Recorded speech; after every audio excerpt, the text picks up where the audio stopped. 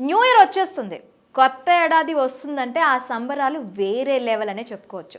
ఎక్కడ చూసినా సంబరాలు హవా కనిపిస్తుంది. నూతన ఏడాది అనగానే ప్రతి ఒక్కరిలో కొత్త ఆలోచనలు, కొంగొత్త ఆకాంక్షలు. ఇబ్బంది పెడుతున్న పాత అలవాట్లను వదిలించుకోవాలని భావించేవారు కొందరైతే, కొత్త విధానాలను అవలంబించాలని నిర్ణయించుకున్నవారు మరికొందరు ఉంటారు. సాదా సీదాగా సాగిపోతున్న జీవితంలో నూతన సంవత్సరం నుంచి కాస్త జోష్ నింపాలని అందరూ కోరుకుంటారు. వారం 10 రోజుల ముందు నుంచే న్యూ ఇయర్ సెలబ్రేషన్స్ ఏర్పాట్లను ప్రారంభించారు. ముఖ్యంగా యువత మందేసి చిందేస్తూ ఆట పాటలతో రోడ్లపైకి వచ్చి పాత సంవత్సర చివరి రోజు నైట్ తెగ హడావిడి చేయాలని పెద్ద పెద్ద ప్లాన్లు వేసుకున్నారు. ఇయర్ ఎండింగ్కు కొన్ని గంటల సమయం ఉంది. ఇక న్యూ ఇయర్ సెలబ్రేషన్స్ మందుబాబులకు పండగే పండగ. ఎంత తాగుతారో ఏం తాగుతారో తెలియకుండా తాగేస్తారు. ఇక దీంతో పాటు మత్తులో గమ్మత్తును చూపించే డ్రగ్స్ కూడా అంతే ఇష్టానుసారంగా వినియోగిస్తూ రోడ్లపై రచ్చ చేస్తారు. మరోపక్క న్యూ ఇయర్ సెలబ్రేషన్స్ కోసం పబ్బులు, రెస్టారెంట్లు పార్టీ ప్రియులను ఆకర్షించేందుకు అనేక హంగామాలు కూడా చేశాయి. కానీ మద్యం మత్తులో తప్పులో కాలేయడం యాదృచ్ఛికంగా జరిగిపోతూ ఉంటుంది. కొత్త సంవత్సరం హుషారు ఎప్పటికీ గుర్తుండాలంటే నిబంధనలు పాటించి తీరాల్సిందేనని పోలీసులు రాష్ట్ర ప్రజలకు హుకుం జారీ చేస్తున్నారు.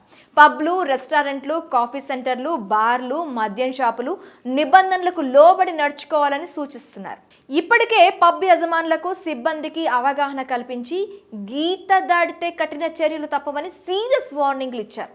గతంలో చోటు చేసుకున్న సంఘటనలు దృష్టిలో ఉంచుకొని ముందు జాగ్రత్త చర్యలలో భాగంగా తెలంగాణ నూతన సర్కార్ రూల్స్ కఠినతరం చేసింది. బంజారా హిల్స్, జూబ్లీ హిల్స్ ప్రాంతాల్లో ప్రమాదాలు పెరిగిపోతున్నాయి. అర్ధరాత్రి సమయంలో యువతే ఎక్కువగా మృత్యువాత పడుతున్నట్లు సర్వేలో తేలడంతో ఈసారి ప్రమాదాలు జరగకుండా పబ్లు, బార్, రెస్టారెంట్ల నిర్వాహకులు సహకరించాలని పోలీసులు కోరుతున్నారు. పబ్లపై పోలీసులు ప్రత్యేక దృష్టి సారించి కొత్త కమిషనర్ కోట శ్రీనివాసరావు ఆదేశాల మేరకు డ్రగ్స్కు కేంద్రంగా మారుతున్న పబ్లపై డేగ కన్ను వేశారు. ఇక ఈ ఏడాది రూల్స్ ఎలా ఉన్నాయో ఓసారి చూద్దాం. అర్ధరాత్రి 1 గంట తర్వాత పబ్లు బంద్ చేయాలి. కేక్ కటింగ్ పూర్తయ్యాక పరిసర ప్రాంతాల నుంచి వెళ్ళిపోవాలి. అమ్యూజ్మెంట్ లైసెన్స్ ఉన్నవారు మాత్రమే సంగీతం పెట్టాల్సి ఉంటుంది. లేనివారు డీజేలు పెడితే జైలుకు వెళ్ళక తప్పదు. మైనర్లను ఎట్టి పరిస్థితుల్లో పబ్లోకి అనుమతించకూడదు. తల్లిదండ్రులతో వస్తే అనుమతించినా మద్యం సరఫరా చేయకూడదు. పార్టీ కోసం వచ్చేవారు గొడవలు పడకుండా ఉండేలా ప్రత్యేక భద్రతా చర్యలు తీసుకోవాలి.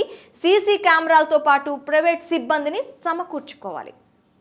పార్కింగ్ల కోసం ప్రత్యేక ఏర్పాట్లు చేసుకోవాలి. రోడ్డు మీద పార్కింగ్కు అవకాశం ఇస్తే సహించేదే లేదు.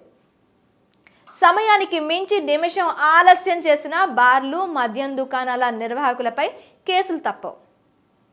డ్రంక్ అండ్ డ్రైవ్ తరహాలో డ్రగ్స్ డిటాక్షన్ పరీక్షలు. మద్యం తాగి డ్రైవ్ చేశారో ఇక అంతే, రోజంతా డ్రంక్ అండ్ డ్రైవ్.